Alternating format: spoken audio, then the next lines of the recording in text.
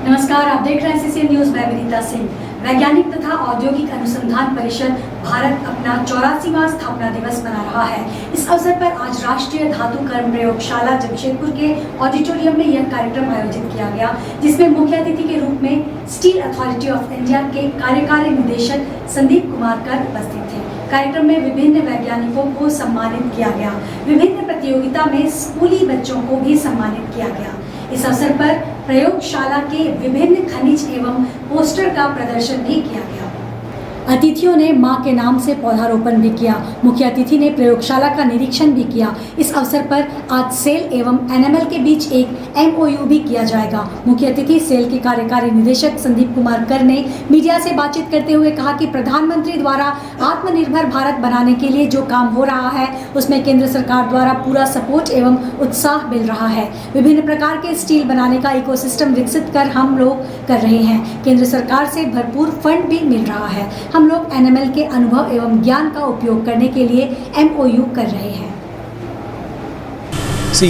जब एज बढ़ता है तो जैसी फैमिली में जो जिसका एज ज़्यादा है उसका एक्सपीरियंस का दाम है, उसको ज़्यादा भाव देते हैं। तो हम लोग एक्सपीरियंस जैसे CSIR one of the largest civilian research organisation, उस हिसाब से हम लोगों का रिस्पॉन्सिबिलिटी बहुत ज़्यादा है।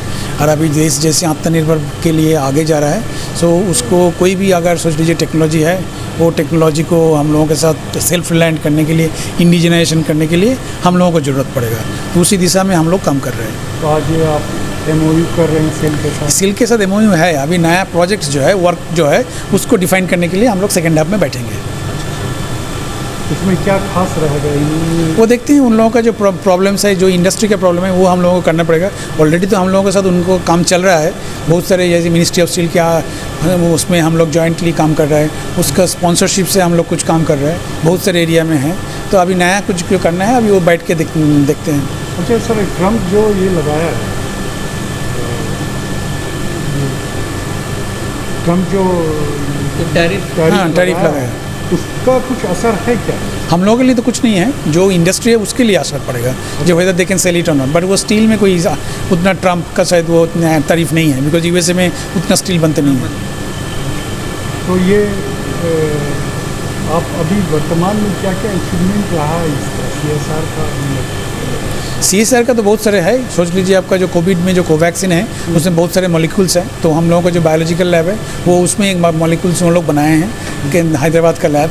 जैसे पहले आपका इंडिया में ट्यूलिप नहीं बनते थे, सारे ट्यूलिप बाहर से आते थे। तो हमारा जम्मू का लैब है, उन्होंने ट्यूलिप बनाया। एंड शायद इस बार लास्ट ईयर विंटर में जितना ट्यूलिप का दिल्ली में ज़रूरत था, वो उन्होंने सप्लाई किया है। तो उसी से आया है, उसी का टेक्नोलॉजी से आया है। इवन उसी का टेक्नोलॉजी हम लोग ये हमारा जो सरायकेला खरसवन जगह में है, वहाँ पे लेमन ग्रास का जो आदमी लोग है, जो विलेजर्स है, उन लोगों को लेमन ग्रास में हम लोगों को ट्रेनिंग दिया है। सो वो लोग लेमन ग्रास बना सकते हैं। उसके बाद लेमन ग्रास से वो लोग ऑयल बनाएंगे, वो ऑयल को वो लोग बेचेंगे। सर, प्रधानमंत्री जी स्वदेशी अपनाने के लिए, स्वदेशी निर्माण के लिए और आत्मनिर्भर बनने के लिए बहुत सारे योजना चला रहे हैं। कितना कुछ अभी आपका NML कर रहा है? नहीं, अभी आत्मनिर्भर भारत जब बोले हैं तब हम लोगों को बहुत सारे काम चल रहा है। जैसे पहले जो कंपनी हमारे पास आते नहीं था, अभी हमारे पास आ रहा है, क्योंकि जितना PSU है सबको हमारे टेक्नोलॉजी लेके काम करना है। तो इसीलिए हम लोग बहुत सारे हैं, जैसे हिंदुस्तान एरोनॉटिक्स लिमिटेड और सोच लीजिए steel authority of India limited, बहुत सारे और भी PSU है जो हमारे साथ काम करने के लिए जुड़ रहे हैं। स्वदेशी तकनीक का निर्माण अभी चल रहा है। स्वदेशी तकनीक कैसे हम लोगों को टेक्नोलॉजी से वो बनाया सकता है, तो उसके कोशिश में चल रहा है। सर, इस लैब में क्या होता है और अभी हाल फिलहाल में किस चीज़ को टेस्ट कर रहे हैं? ये है आपका हाई टेम्परेचर मटेरियल्स लैब। सोच लीजिए पावर प्लांट में जो स्टील में मटेरियल यूज़ होता है, उसको टेस्टिंग करना पड़ता है। तो वो टेस्टिंग यहाँ पे होता है, ये कितना टेम्परेचर में है। बट वो जब टेम्परेचर में है, उसका लोड भी लिया जाता है, प्रेशर रहता है। तो प्रेशर भी हम लोग यहाँ पे सिमुलेट करके उसका डेटा से हम लोग बोल सकते हैं जो ये चल सकता है कि नहीं चल सकता।